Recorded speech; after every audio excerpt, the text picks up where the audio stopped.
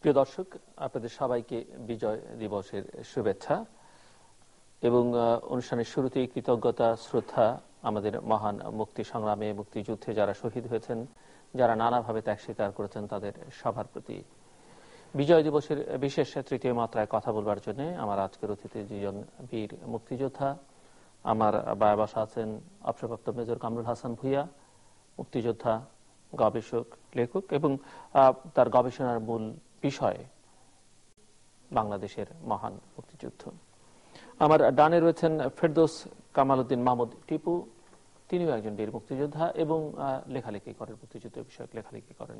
স্বাগত, অভিনন্দন, কৃতজ্ঞতা, শুভেচ্ছা আপনাদের দুজনকেই অনুষ্ঠানের শুরুতে। এবং এই যে ৪৫তম বিজয় দিবস, ৪৪তম বার্ষিকী উদযাপন করছে বাংলাদেশ, খুব সংক্ষেপে ১-১.৫ মিনিটের মধ্যে আপনাদের অনুভূতিটা একটু শুনতে চাইব।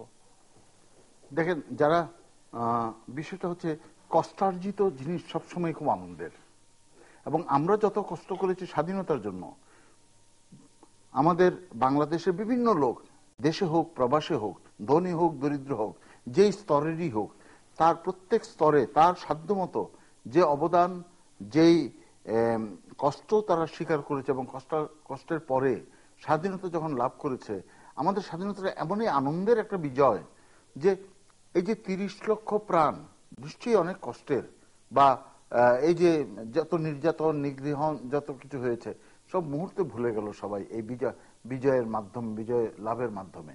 কাজে আমাদের বিজয়টা বিশেষ করে যে যত বেশি সম্পৃক্ত, যে যত বেশি ঘনিষ্ঠ ছিল মুক্তিযুদ্ধের সাথে, তার আনন্দটা তত বেশি। কাজে রিয়াকশন বলতে গেলে, প্রতিক্রিয়া বলতে গেলে আমাকে এটুকুই বলতে হয়।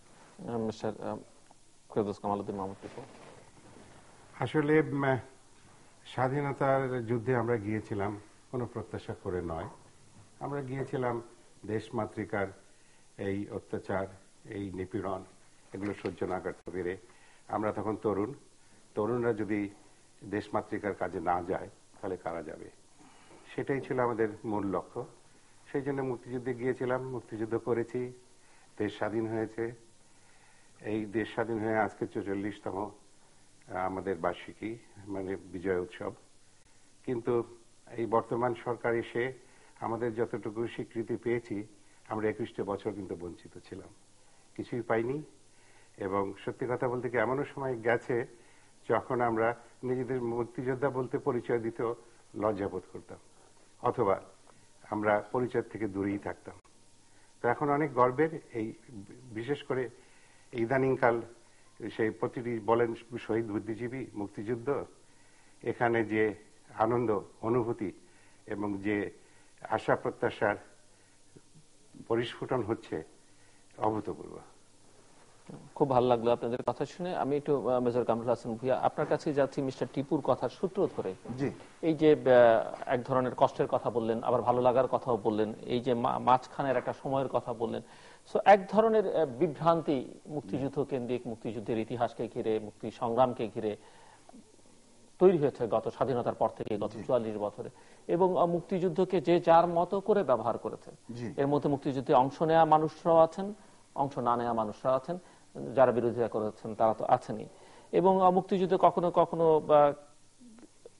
কেউ এটিকে নিজের অর্জনটাকে দেখাবার চেষ্টা করেছেন, কেউ কোনো গোষ্ঠীর অর্জনকে, কেউ কোনো দলের অর্জনকে বড় করে দেখাবার চেষ্টা করেছেন, আবার এর মধ্যে পাল্টাপাল্টি লড়াই আছে। তো আমি ওই সব প্রসঙ্গের মধ্যে না গিয়ে একদম জাস্ট অস্ত্র হাতে আপনারা যুদ্ধ যারা করেছেন, সেই সময়টাতে ইতিহাস কেন্দ্রিক যে ধরনের বিভ্রান্তি আছে, অনেক কিছু আছে এখনো পর্যন্ত, ৪৪ বছর আছে। একটি তো হচ্ছে বিভ্রান্তির কারণে, আরেকটি হচ্ছে অনেক কিছু এখনো অজানাই রয়ে গেছে মুক্তিযুদ্ধের ভেতরকার বিষয় আসে। অনেক কিছু সেই অর্থে শোনা হয়নি, অনেক কিছু হয়তো জানা গেছে কিন্তু সেই অর্থে আলোচিত হয়নি। মানে যে বিষয়টি যত গুরুত্ব পাওয়া উচিত ছিল সেটি হয়তো ততটা গুরুত্ব পায়নি। আবার অনেক অগুরুত্বপূর্ণ বিষয় হয়তো অনেক বড় হয়ে উঠেছে। যেহেতু আপনি এই বিষয় নিয়ে গবেষণা করছেন দীর্ঘকাল ধরে এবং মিস্টার টিপু লেখালেখি করছেন, আপনার কাছে একটু শুনতে চাই এই বিষয়ে। আমি সংক্ষেপে, এবং আমার মনে হয় যে আজকের এই বিজয় দিবসটা, এই আলোচনাটা অনেক বেশি তাৎপর্যপূর্ণ হবে, অনেক বেশি তাৎপর্যপূর্ণ, এত বেশি প্রাসঙ্গিক। এবং এই আপনার প্রশ্নটা এত বুদ্ধিদীপ্ত প্রশ্ন, আমি প্রশংসা না করে পারছি না। আমরা যারা যুদ্ধ করেছি, বাস্তবতা হচ্ছে দেশ স্বাধীন হয়ে গেছে 45 বছরে আমরা পা রেখেছি আমাদের স্বাধীনতার। কিন্তু অনেক জিনিস আজকে সরকারি পর্যায়ে ইতিহাস, বাংলাদেশের মুক্তিযুদ্ধের ইতিহাস বলতে আমরা যে স্বাধীনতা যুদ্ধ দলিলপত্র 15 খণ্ড কিন্তু মাত্র 3টা খণ্ড যুদ্ধ, বাকিগুলো কিন্তু যুদ্ধ নয়। 9, 10 এবং 11, এবং তার মধ্যে 9 এবং 10ই মাত্র যুদ্ধ, 11 হচ্ছে কেবল ডকুমেন্টস, মানে দলিল পত্রগুলো ছেপে দেওয়া, এর মধ্যে কিছু সংযোজন বা বিয়োজন করা হয়নি। এখন কথাটা হচ্ছে সরকারি উদ্যোগে আমরা স্বাধীনতার ইতিহাস রচনা করার কোনো উদ্যোগই নেওয়া হয়নি। যেমন এক পর্যায়ে যখন অনুভূত হলো যে আমাদের একটা পৃথক মন্ত্রণালয় থাকা দরকার, মুক্তিযোদ্ধাদের কল্যাণ বলেন, মুক্তিযোদ্ধাদের বিভিন্ন বিষয়ে লক্ষ্য করার জন্য, সার্টিফিকেশন বা ওনাদের পরিচয়পত্র বা সার্টিফিকেট দেওয়ার জন্য বিভিন্ন কারণে একটা মন্ত্রণালয় দরকার, মন্ত্রণালয় গঠন করা হলো। কিন্তু পরিতাপের বিষয় সেখানে যে মন্ত্রণালয় কিছু আগাচ্ছে না। ইংরেজিতে বলে যে if you don't grow you grow smaller. এরা আমাদেরকে কি দিচ্ছে, মন্ত্রণালয় থেকে আমরা কি পেয়েছি? বরঞ্চ যেহেতু হায়ার ডিরেকশন, হায়ার অর্গানাইজেশন হচ্ছে গভর্নমেন্টের কাছ থেকে ঠিক মতন যদি, যেমন আজকে প্রশ্ন উঠছে যে বিচার হচ্ছে, আজকে উনি সন্তোষ প্রকাশ করলেন, তাহলে 44 বছর কেন লাগলো বিচার হতে, সেই প্রশ্ন তো আসে।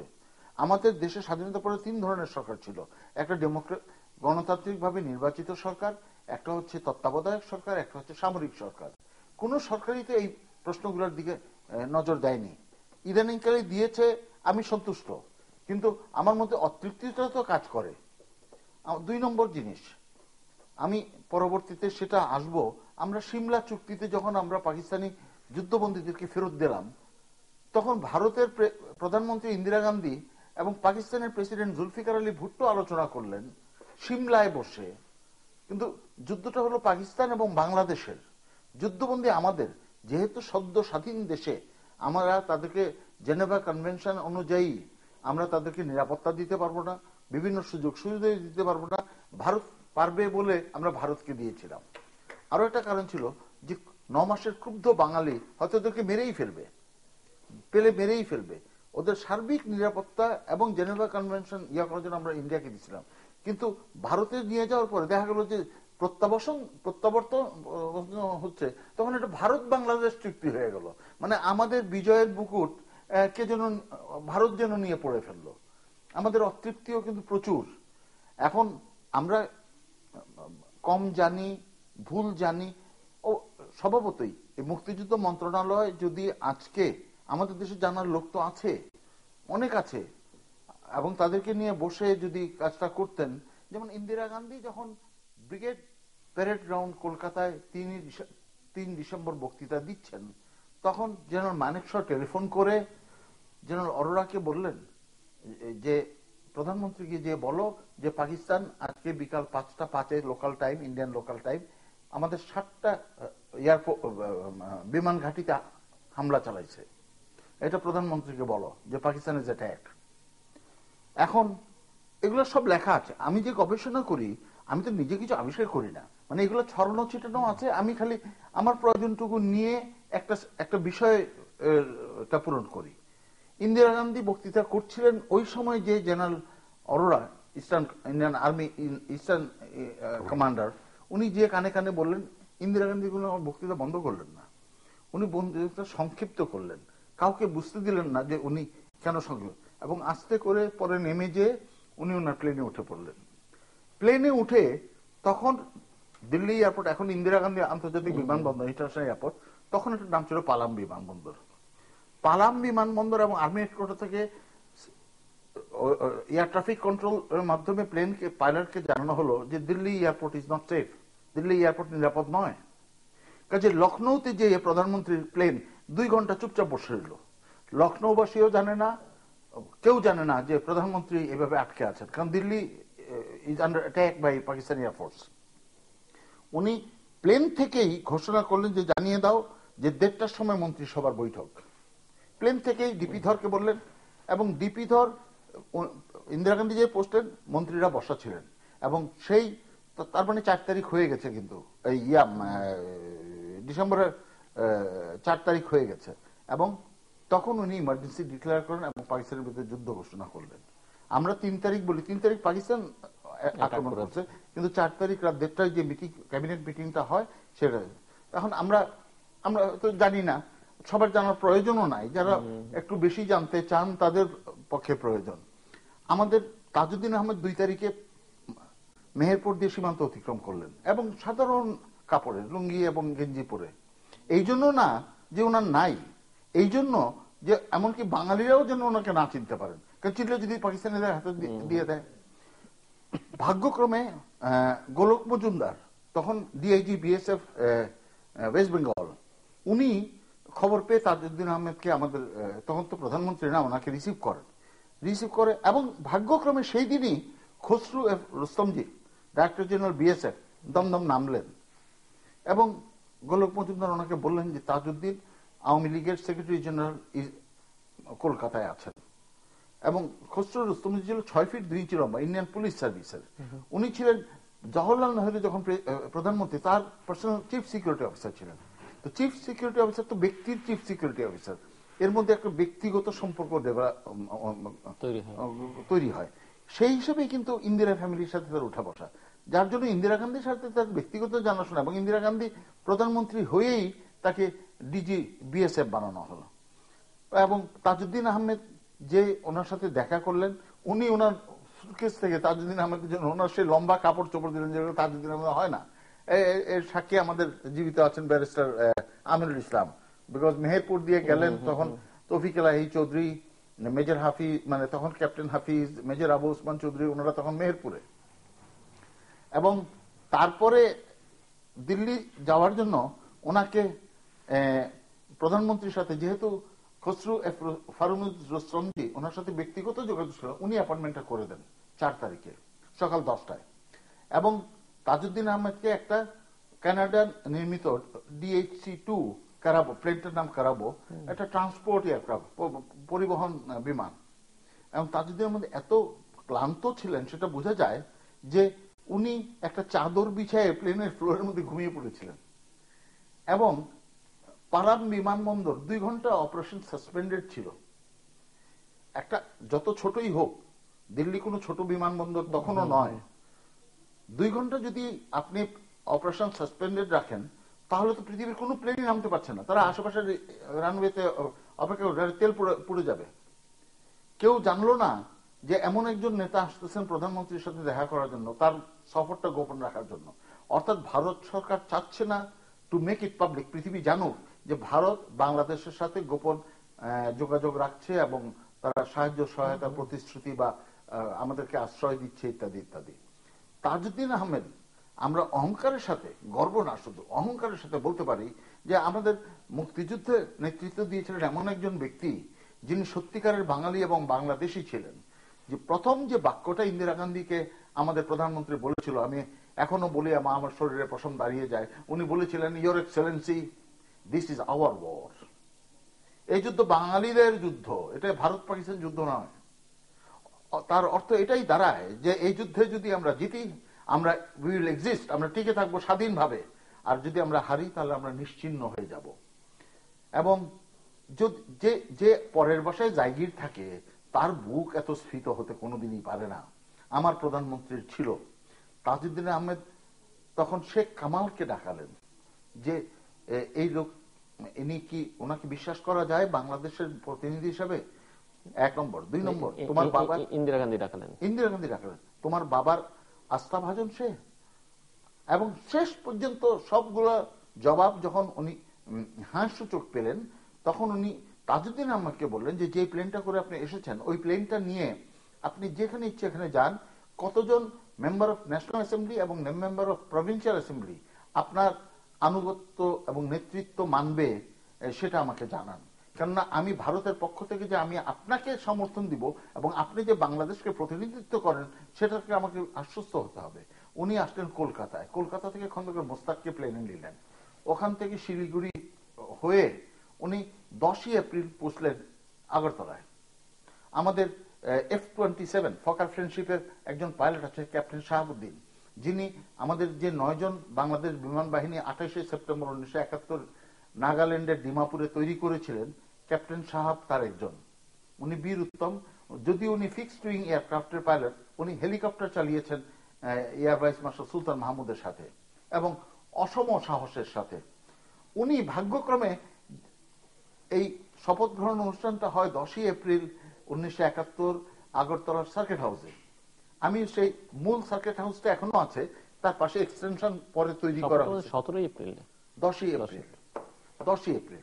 এবং সেখানে উপস্থিত যারা ছিলেন, সেখানে ছিলেন খন্দকার মোশতাক ছিলেন, এম আর সিদ্দিকী সাহেব ছিলেন, কর্নেল ওসমানী ছিলেন, কয়েকজন এমএনএ এমপি ছিলেন, উনি নাম বলতে পারছেন না এখন, আর ভারতেরও কিছু গণ্যমান্য লোক ছিলেন। তার মধ্যে আনন্দবাজার, যুগান্তর এবং অমৃতবাজার পত্রিকার সাংবাদিক অনিল ভট্টাচার্য, আমাদের বন্ধু, বাংলাদেশের বন্ধু, আমাদের বন্ধু মানে বাংলাদেশের বন্ধু, অকৃত্রিম বন্ধু কিছু ছিল আগরতলায়, উনিও ছিলেন। এবং আমার মনে হয় আজকে কোনো এক সময় তৃতীয় মাত্রায় ক্যাপ্টেন শাহাবুদ্দিন, যিনি আজও বেঁচে আছেন, বাকি এই চরিত্রগুলো আর বেঁচে নেই, উনি একমাত্র বেঁচে আছেন। উনি খুব স্মৃত, স্বল্পভাষী মানুষ, প্রচার বিমুখ মানুষ। এবং এই মন্ত্রিসভা গঠন যখন করা হয় 4 এপ্রিল তেলিয়াপাড়া, হবিগঞ্জের তেলিয়াপাড়া চা বাগানে আমাদের মেজর এবং তদূর্ধ্ব যে অফিসাররা ছিলেন তারা একটা সম্মেলনে বসে। এই সম্মেলনটা আয়োজন করে ভারতের একজন ব্রিগেডিয়ার VC পান্ডে, এবং সেখানে লেফটেন্যান্ট ক্যাপ্টেনরাও ছিল 4th এবং 2য় ইস্ট বেঙ্গল রেজিমেন্টের, বাট তারা ওই সম্মেলনে ছিল না। এবং ব্রিগেডিয়ার পান্ডে বুদ্ধিমানের মতো বলল যে ভাই এটা তোমাদের কনফারেন্স, আমি এর মধ্যে থাকবো না, I will not preside over.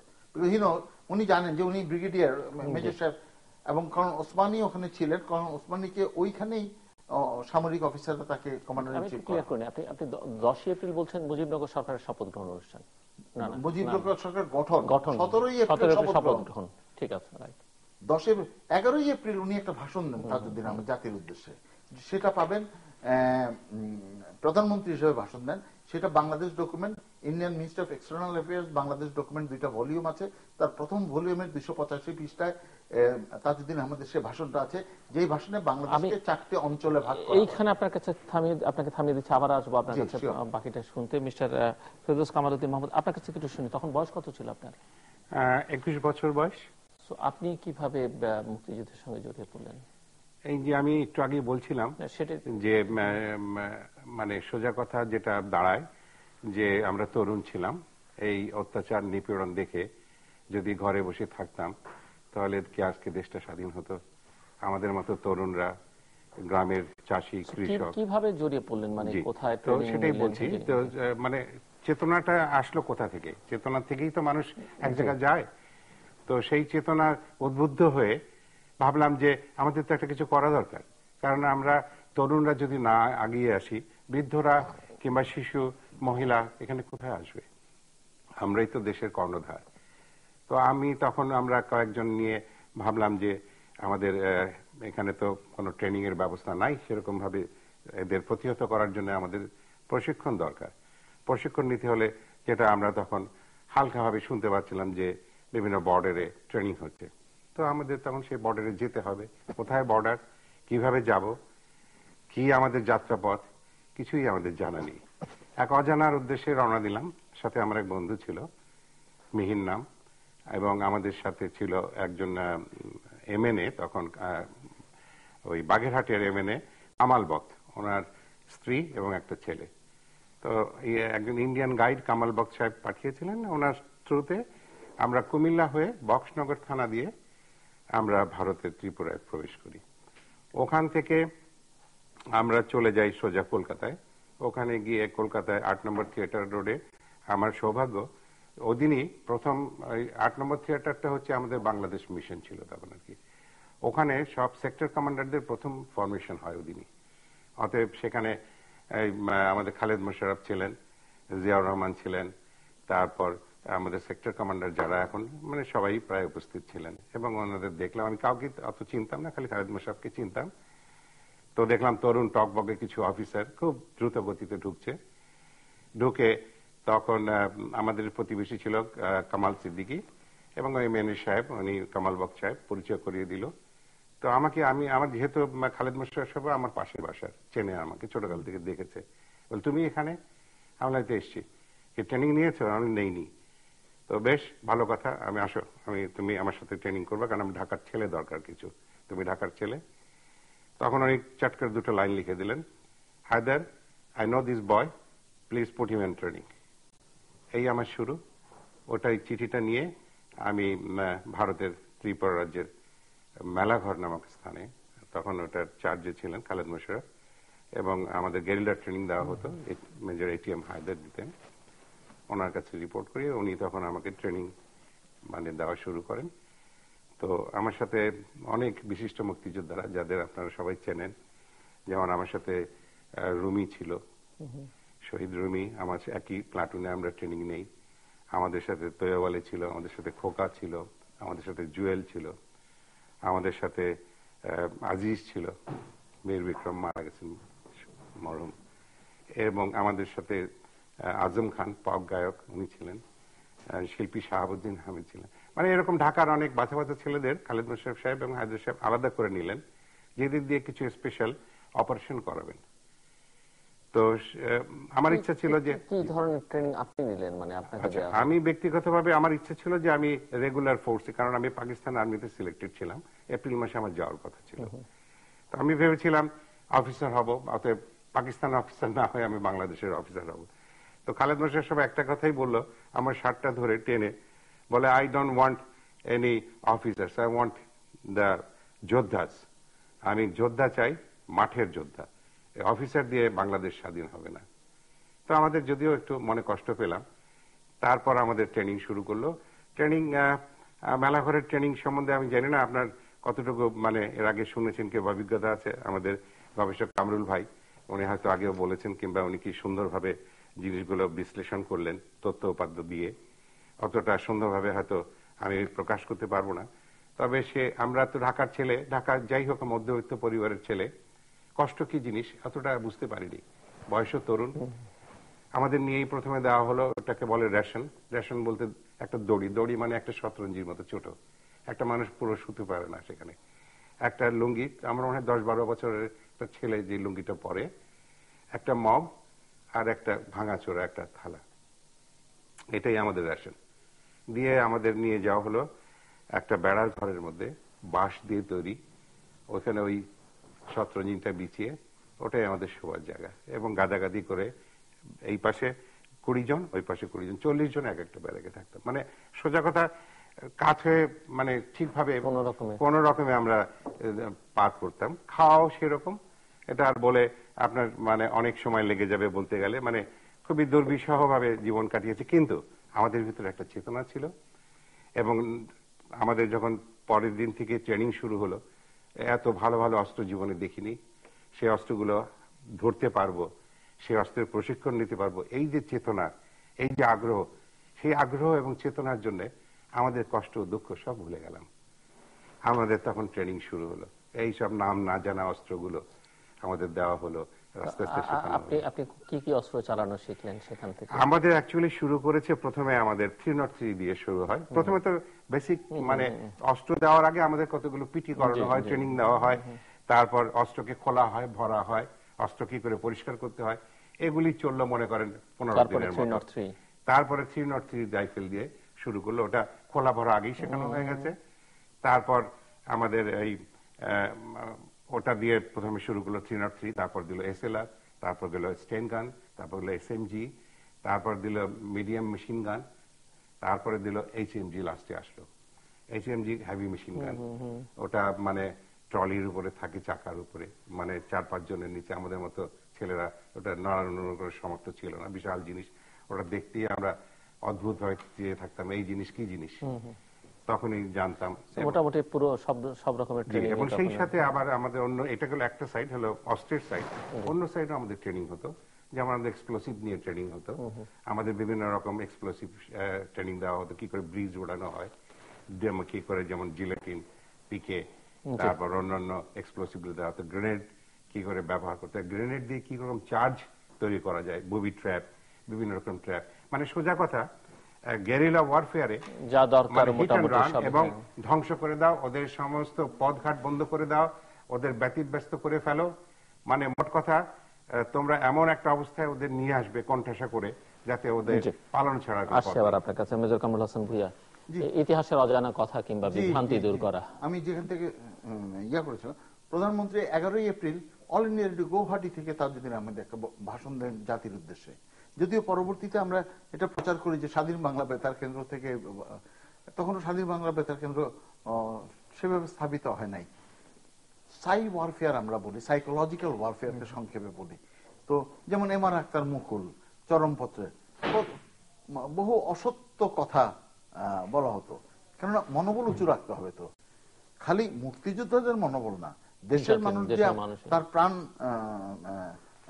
ইয়ার মধ্যে ফেলে, সংকটে ফেলে সে আমাদের তার বাড়িতে রাখবে, খাওয়াবে, আমাদের চিকিৎসা করাবে, আমাদের নৌকা দিবে, আমাদের সমস্ত সহায়তা দেবে, তার প্রাণও তো, তার পরিবারও তো, তার গরু ছাগলও তো, তার বাড়িটাও তো আগুন জ্বালাই দিবে যদি জানে যে মুক্তিযোদ্ধাদের সহায়তা দিয়েছিল, হাইড আউট স্থান দিয়েছিল, আশ্রয় দিয়েছিল। কাজেই এই মিথ্যা বা অসত্য কথা বলেও মনোবল উঁচু রাখার কথাটাই জিনিসটা হচ্ছে সাইকোলজিক্যাল ওয়ারফেয়ার বা সাই ওয়ারফেয়ার।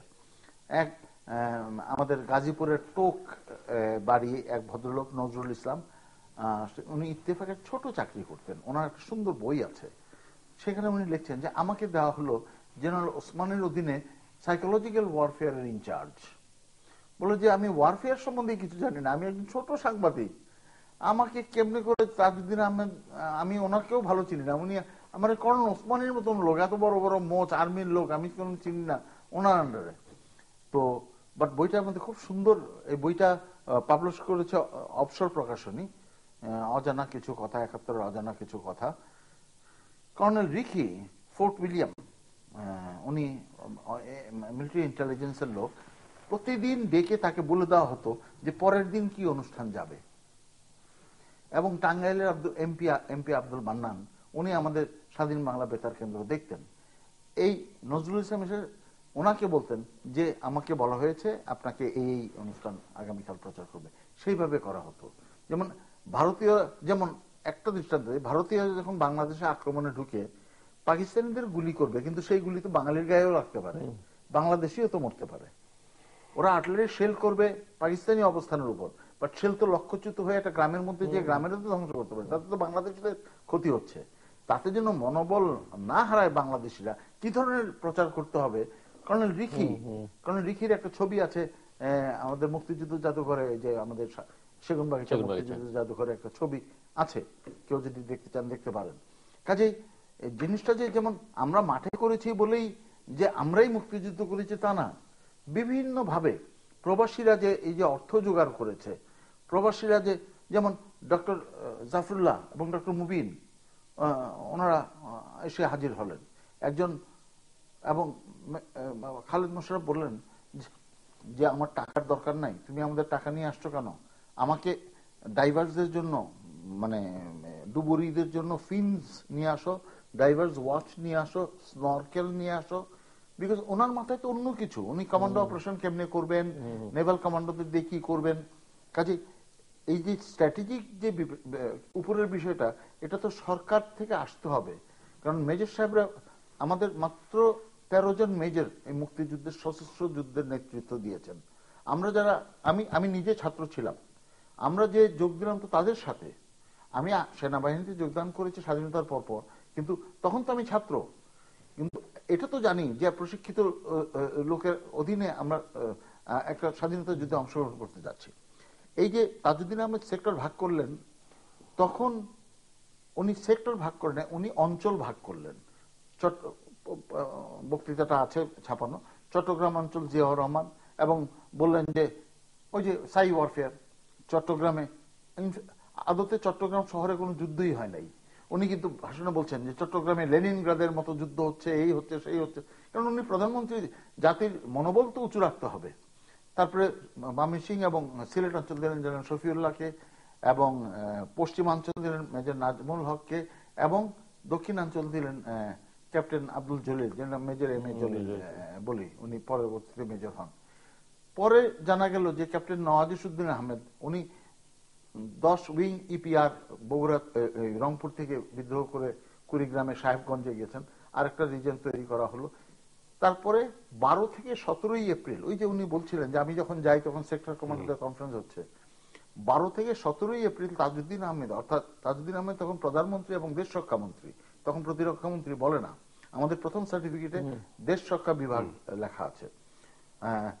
ওনার সভাপতিত্বে সিনিয়র অফিসার, মেজর এবং তদূর্ধ্বদের একটা সভা হয়, যেই সভায় সেক্টর গুলাকে ভাগ করা হয় উইথ জিওগ্রাফিক্যাল বাউন্ডারি, ভৌগোলিক সীমারেখা দ্বারা, এবং সেক্টর কমান্ডার মনোনয়ন। মেজরের উপরে কারা ছিলেন তখন? ছিলেন মেজরের উপরে ছিলেন কর্নেল ওসমানী ছিলেন, আরেকজন ছিলেন বাট উনি ওই সভায় ছিলেন না, সেটা হচ্ছে লেফটেন্যান্ট কর্নেল সালাউদ্দিন মোহাম্মদ রেজা।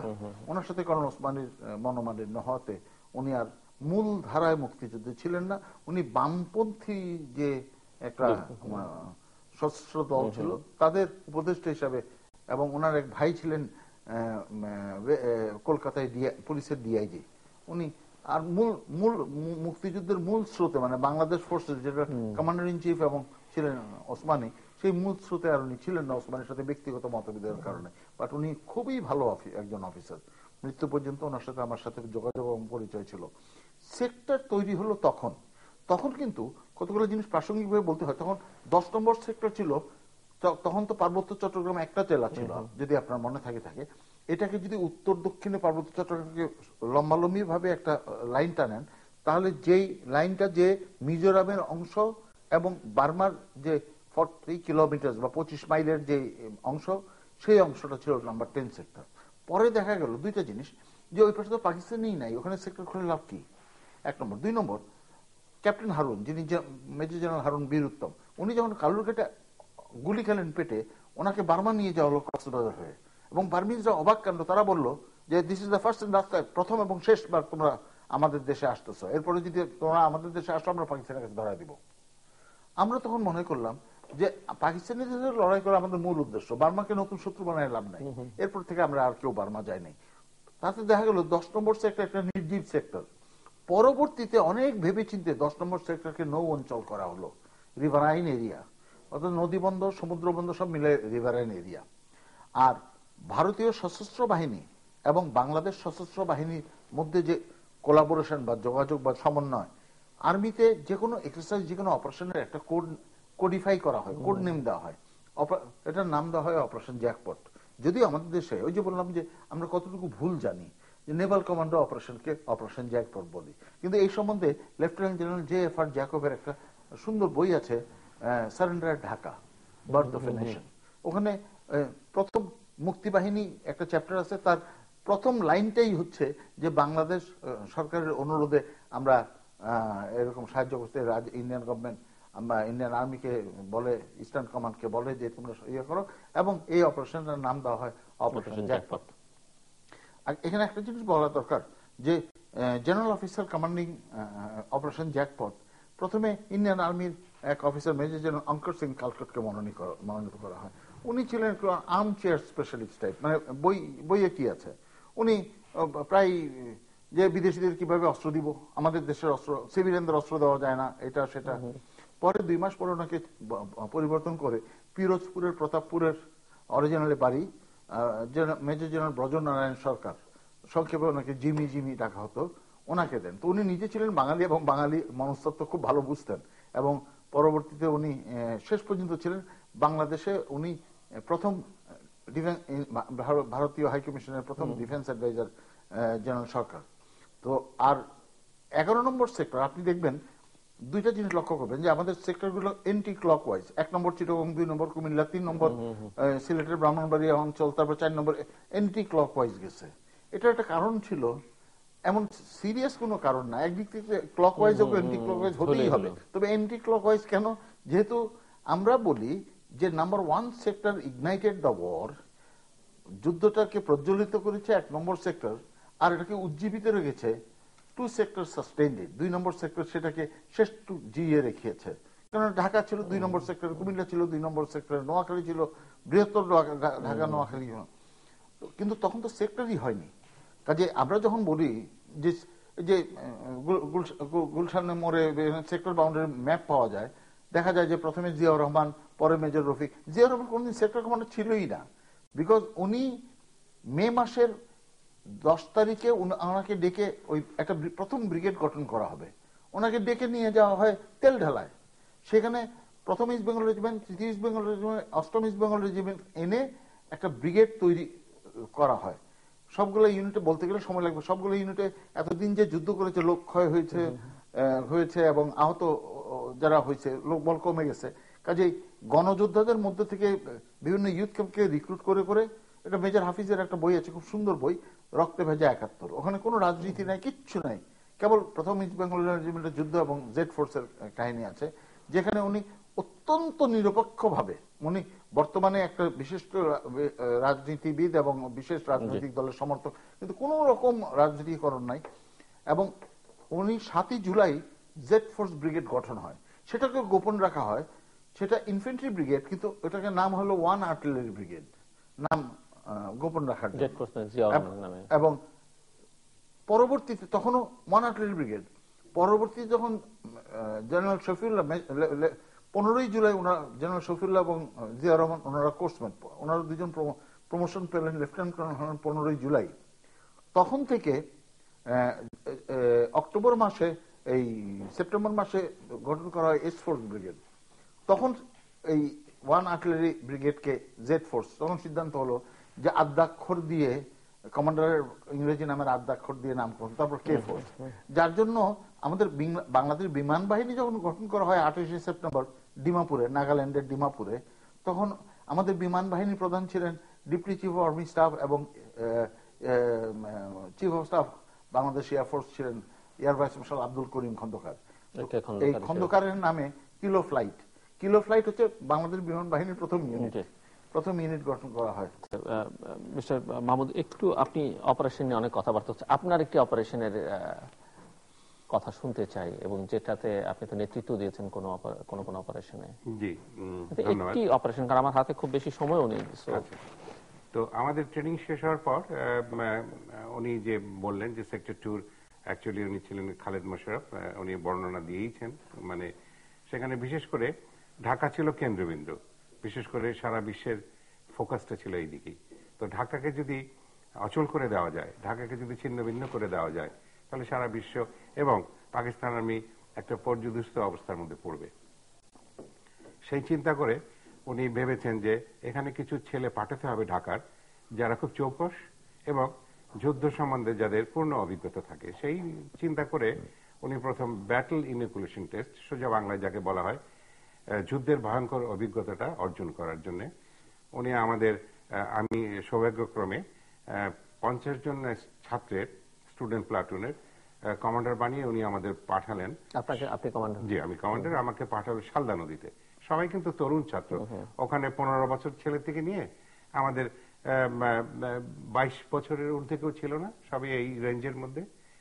তো আমরা তখন শালদা নদী কোথায় কিছুই জানি না, শুনলাম যে এটা আমাদের নিয়ে যাওয়া হবে মানে ত্রিপুরা এবং বাংলাদেশের মধ্যবর্তী কোনো একটা স্থানে। যাই হোক, আমরা ওখানে গিয়ে যখন সে অভিজ্ঞতাটা না দিলে হয় না, কারণ উনি খালেদ মোশাররফ সাহেব অতটা আমাদের বলেনি, খালি এটিও বলেছে গুড লাক বয়েজ, মনে রেখো যদি মানে এই দেশ স্বাধীন করতে হলে দেশ সবসময় রক্ত চায়, জীবিত মুক্তিযোদ্ধা কখনো দেশ চায় না। সো তোমরা যাচ্ছ, গুড লাক, ফিরে আসো, যদি না আসো তোমাদের জন্য আমার দোয়া রইল। তো এই কথাগুলো আমাদের সবসময় কানে বাজতো। আমরা গেলাম, প্রথমে ধাক্কা খেলাম, এটাকে শেল শক বলে। কামরুল ভাই মানে আর্মির লোক, উনি ভালো জানেন। আমাদের তো এই শেল শক কি জিনিস জানতাম না। আমরা ছবিতে দেখেছি, লংগেস্ট ডে দেখেছি, বিভিন্ন রকম প্লাটুন দেখেছি, তারপরে প্যাটার্ন মানে বিভিন্ন রকম সেই লংগেস্ট ডের সাথে অন্যান্য ছবিগুলো দেখেছি, সেই যুদ্ধের ভয়াবহতা, কি আরাম করে তখন হয়তো চিপস খাচ্ছি আর ছবি দেখছি। কিন্তু এটার যে বাস্তব অভিজ্ঞতাটা জিনিস কি, সেটা প্রথম টের পেলাম যখন ধরেন সেই আমাদের যখন ওখানে যে ফ্রন্টাল যুদ্ধ হচ্ছে তার 2-3 মাইল কাছাকাছি যেতেই তখন আমাদের গাইড করে নিয়ে যাচ্ছিলেন ক্যাপ্টেন সালেক। উনি এসেছিলেন মেলাঘর থেকে।